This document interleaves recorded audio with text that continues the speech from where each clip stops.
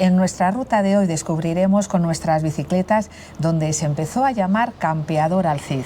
Precisamente en un lugar donde ya en la Edad Media se podía adquirir la doble nacionalidad. Muy cerca, en Monteagudo de las Vicarías, podemos disfrutar de su rico patrimonio, sus calles, su iglesia, su castillo y el recuerdo de Leonor Izquierdo, el gran amor de Antonio Machado. Pedaleando vamos ganando altura hasta Maján, donde además de su iglesia os contaremos la historia de un intento de soborno medieval. Y cuesta abajo llegamos a Serón de Nájima, donde su castillo nos lleva hasta Marruecos, sin necesidad de cruzar el estrecho.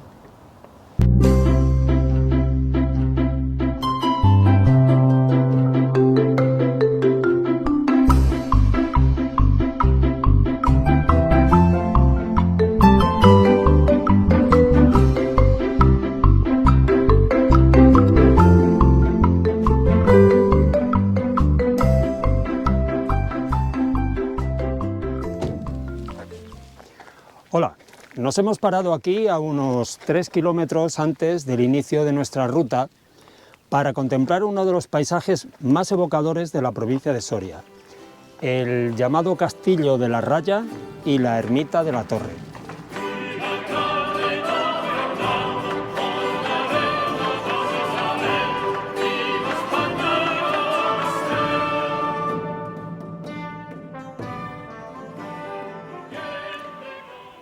El nombre de Castillo de la Raya se debe precisamente a que está construido justo al borde mismo de la frontera entre los antiguos reinos de Castilla y Aragón. De hecho, en la actualidad el castillo se encuentra en Soria y la ermita en Zaragoza. Como podéis ver, la frontera apenas ha cambiado en los últimos siglos. Parece ser que el origen del castillo es una torre que controlaba el acceso del río Nájima al Jalón, pero posteriormente Alfonso VIII la mandó a ampliar para reforzar la frontera entre Castilla y Aragón.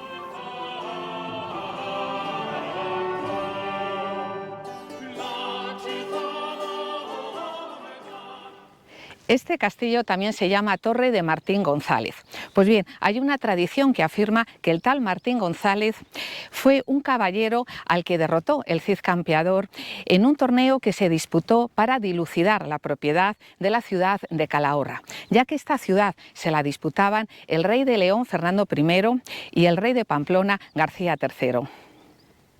El hecho de que se resolviera este tipo de disputas a través de un torneo no era algo extraño en la época, ya que se consideraba que cuando se enfrentaban dos caballeros que tenían una fuerza semejante, Dios favorecía al caballero que defendía la causa más justa. Por tanto, la justicia divina era la que intervenía para solucionar el pleito. De ser cierta esta leyenda del torneo, sería por aquí, donde el Cid ganó el apelativo de campeador, es decir, el dueño del campo.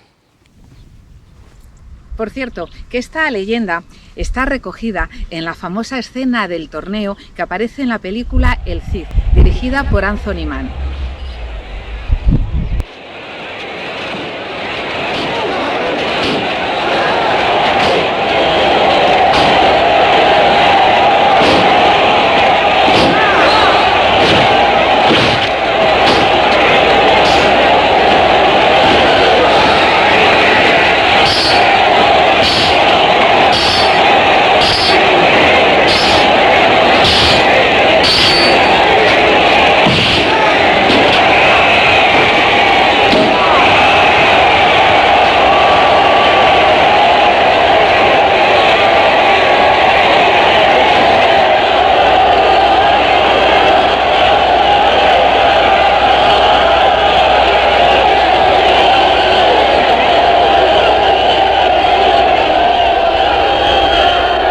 ¿A quién pertenece Calahorra?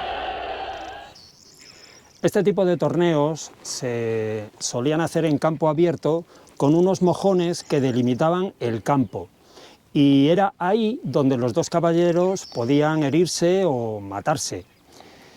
El caballero que se rendía o que abandonaba el campo se le daba por perdedor, lo cual era bastante chungo porque Entonces cogía fama de cobarde. Y esa lacra no solamente la tendría él para siempre, sino que se transmitía a sus hijos, si los tenía, porque lo mismo que se heredaba el honor, se heredaba también el deshonor.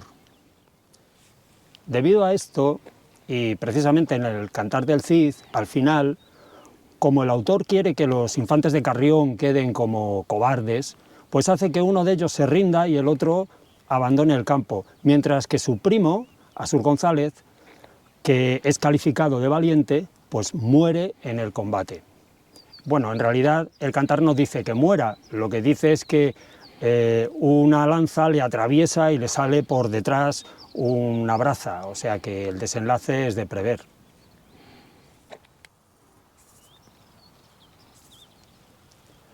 La ermita, llamada Ermita de la Torre, se piensa que se levantó en 1375 para conmemorar el llamado Tratado de Almazán entre Pedro I de Castilla y Pedro IV de Aragón, que puso fin, este tratado, a la llamada Guerra de los Dos Pedros.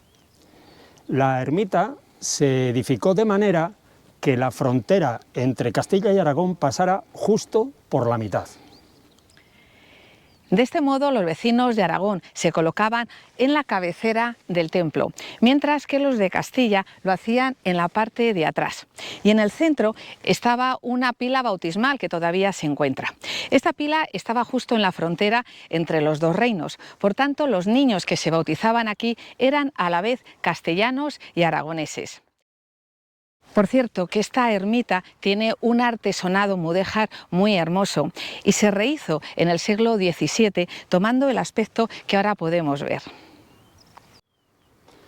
Bueno, pero no nos podemos quedar mucho más tiempo embobados mirando estas románticas ruinas.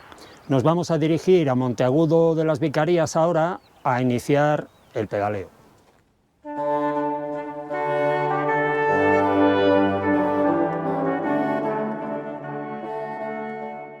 Del poderío que tuvo esta villa en otro tiempo da fe la soberbia puerta de entrada que tenía en la muralla. Lamentablemente es la única puerta que queda. En la antigua población todavía se conserva el trazado de las calles que conformaban la villa. Además, aquí hubo una importante judería. Los vecinos de ahora, para recordar a estos sefardíes que vivieron en este lugar, han colocado esta placa.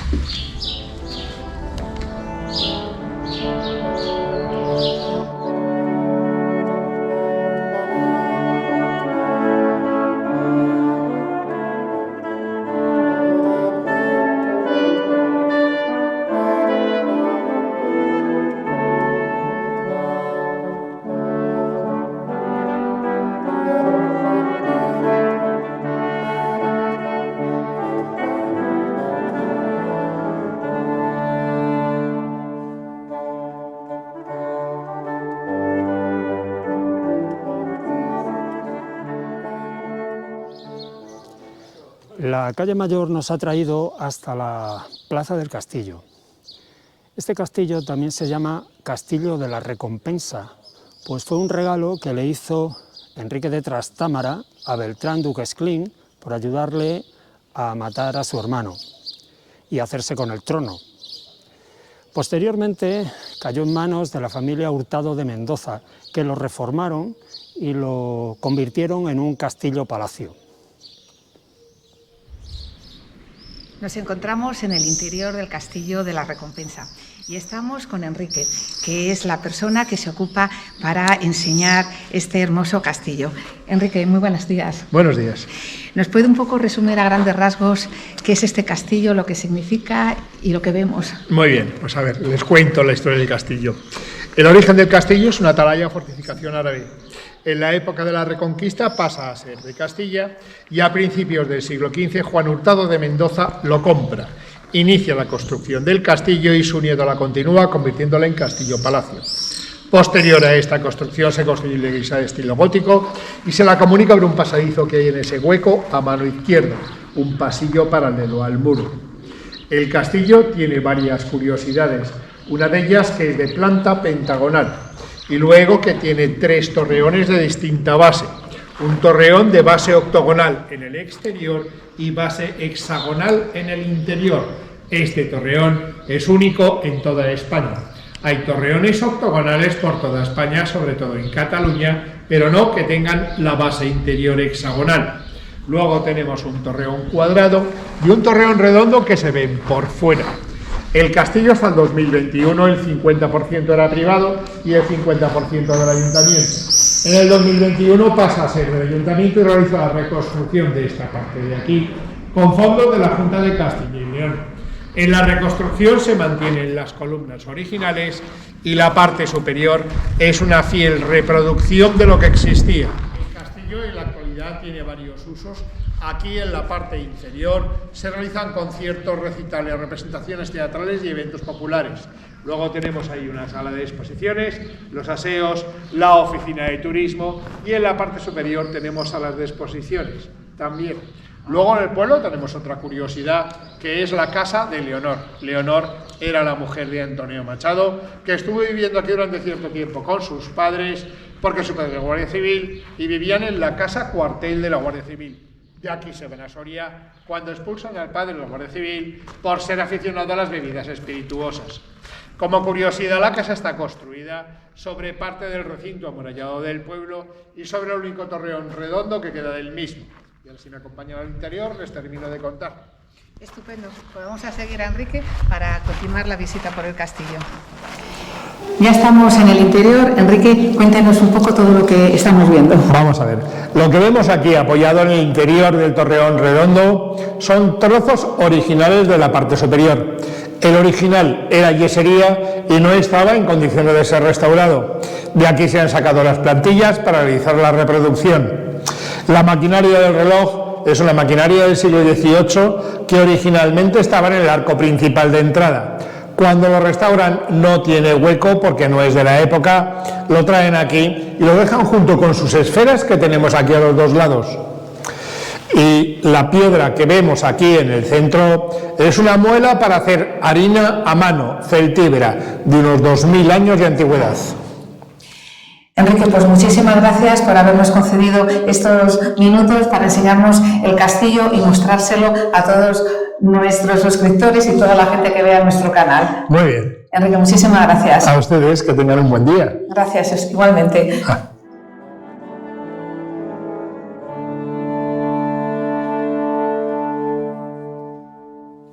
Antonio Machado escribió en una ocasión que Soria es una barbacana hacia Aragón que tiene la torre castellana. Esta expresión cobra aquí todo su significado, ya que el castillo se encuentra apenas a 1 kilómetro de la frontera con Aragón y está colocado como si fuera una auténtica vigía. Además, los habitantes de esta zona se les conoce como los rayanos.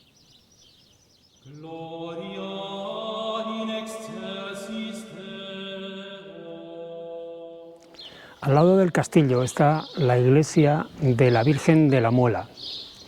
Es de destacar la hermosa portada hispano-flamenca, muy del gusto refinado de los Mendoza. También es muy curioso la fila de arquillos que hay en la planta superior, muy del estilo de las iglesias de Aragón. Pero no es de extrañar que se hiciese aquí, teniendo en cuenta la proximidad de Aragón a esta zona.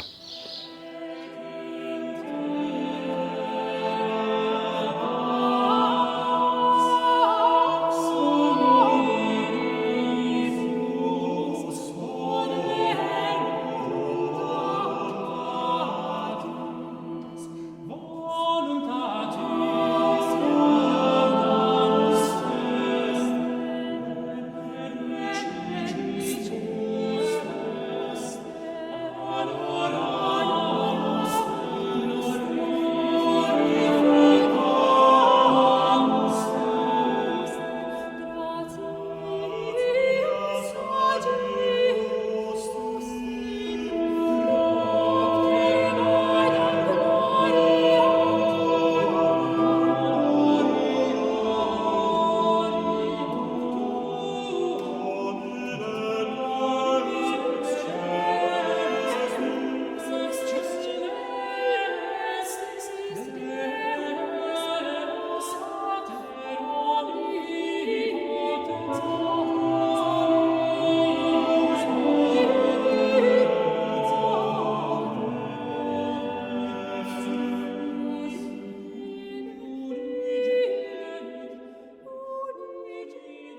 No podemos abandonar Monteagudo sin ver la casa por fuera de Leonor, que ya ha hecho referencia Enrique antes en el castillo.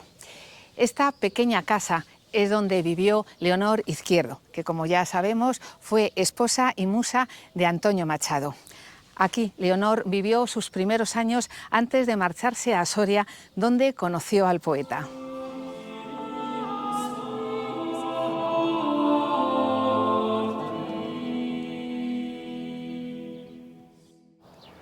Bueno, y ahora ya vamos a empezar nuestro pedaleo en dirección a Maján, pero antes haremos una pequeña parada en Fuente el Monje.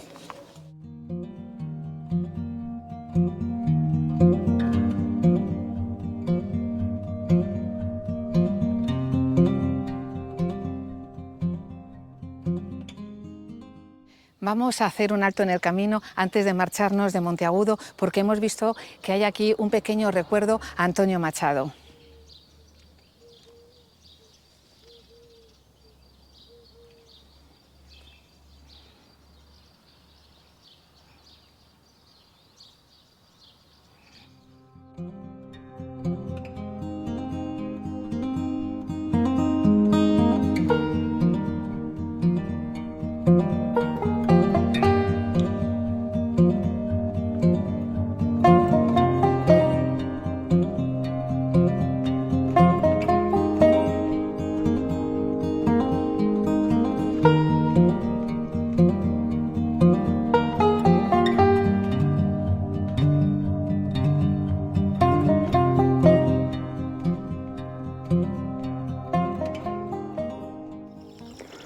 Estamos ya al lado de Fuente el Monje. A poco más de 2 kilómetros hacia allá se encuentran los restos del que fue antiguo monasterio de Cántabos, fundado por Alfonso VII a mediados del siglo XII. Este monasterio tuvo muchos problemas de abastecimiento de agua, por lo que se trasladó al lugar donde se encontraban las huertas del monasterio, que fue donde se edificó el monasterio de Santa María de Huerta. Hay que destacar que uno de los abades de este monasterio de Santa María de Huerta fue Martín de Finojosa, que según algunos estudiosos fue uno de los autores que escribió el Cantar del Cid. Bueno, y ahora ya nos vamos directamente hasta Maján.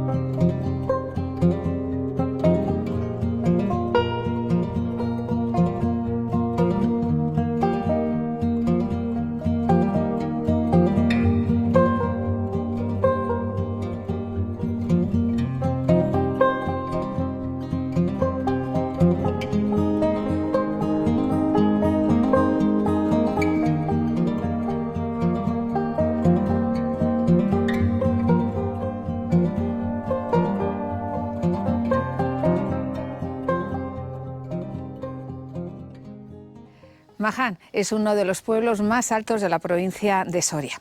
Desde luego que aquí, cuando sople el viento en invierno, debe hacer un frío tremendo. De hecho, el Diccionario Geográfico de Pascual Madoz, publicado a mediados del siglo XIX, que ya os hemos hecho referencia en otras ocasiones, decía del clima de Maján que es propenso en pulmonías y en dolores de costado.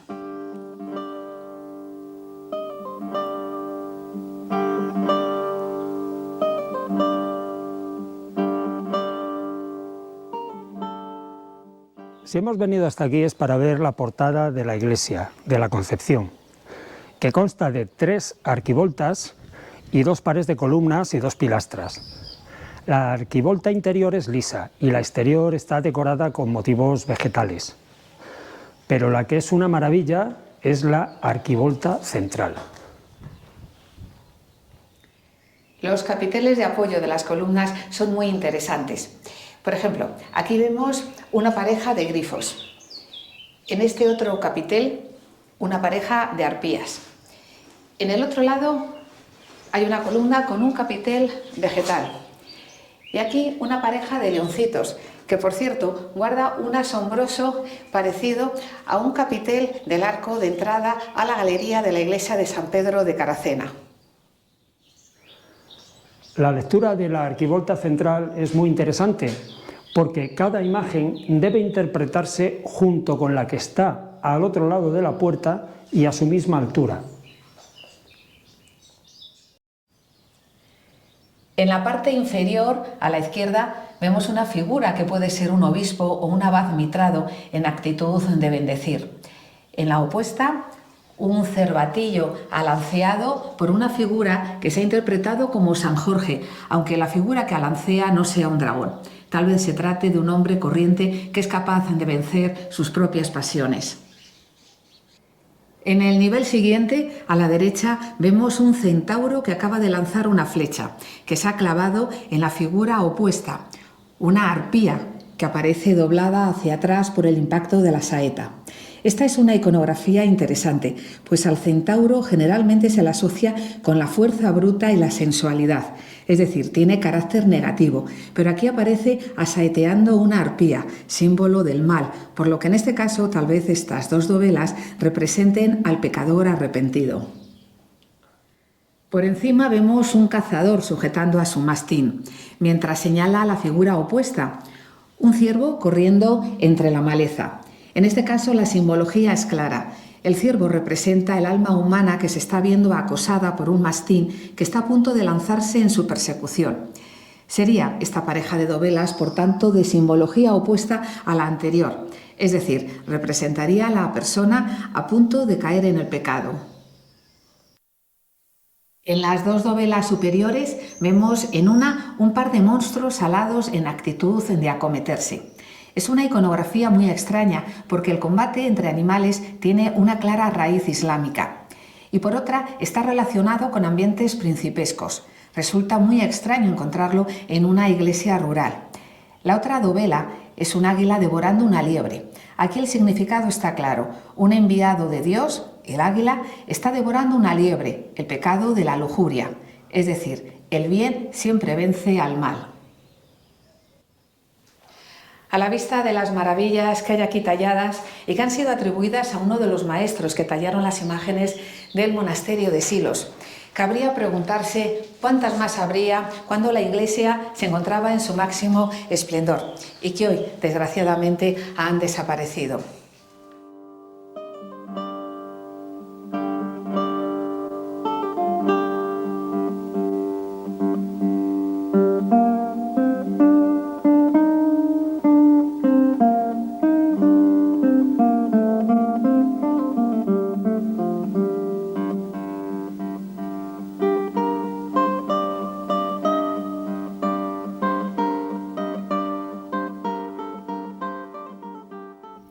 En Maján existe una tradición muy curiosa e interesante, la del llamado puchero de la verdad. Según parece, hace siglos los vecinos de Maján tenían el privilegio real de diezmar los ganados de los pueblos vecinos si entraban a pastar en sus montes. En una ocasión, los vecinos de uno de estos pueblos afectados por estos diezmos apelaron al alcalde mayor de Almazán, que era la localidad de donde dependían estos lugares, para que el alcalde fallara el pleito en contra de los de Maján. Para ayudarle en su decisión, le regalaron al alcalde un puchero lleno de una miel riquísima. Pero cuando éste vio los privilegios que tenían los de Maján, no solamente falló en su favor, sino que les regaló el puchero lleno de miel con el que habían tratado de sobornarle. Desde entonces en el pueblo de Maján se conserva el llamado puchero de la verdad, como símbolo de los privilegios que tenían sus vecinos.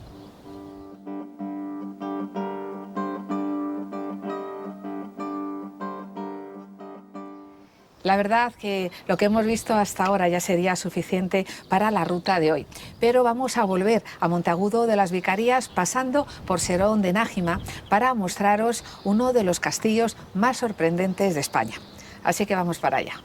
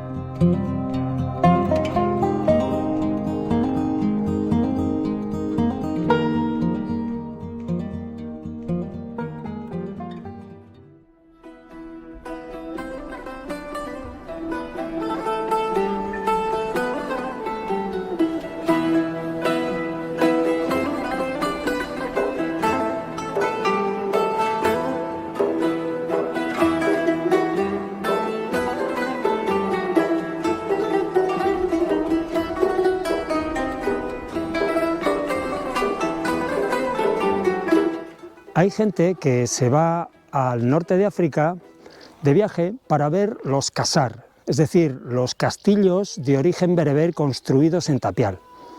Pues bien, hasta hace muy poco, aquí en Serón de Nájima, hubo un magnífico ejemplar de este tipo. Este castillo en tiempos debió ser completamente espectacular.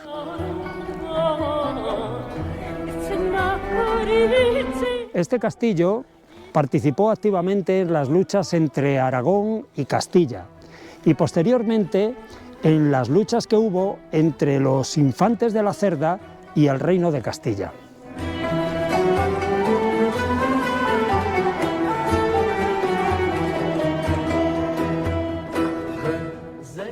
En la Guerra de la Independencia, este castillo fue dinamitado por el ejército francés en retirada. Y además, el material del que está hecho, tapial, como os hemos comentado anteriormente, es muy sensible a las inclemencias del tiempo, por lo que es un milagro que todavía se conserven los restos que podemos ver hoy en día.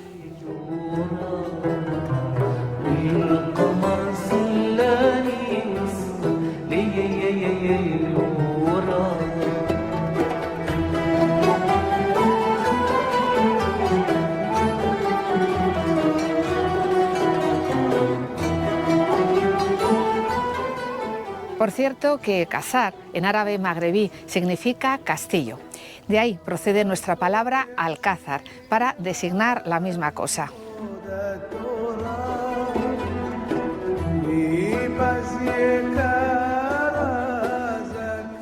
No cabe duda que de no ponerse remedio en unos años, todo esto habrá desaparecido. Y desde luego es inevitable que nos invada una profunda melancolía.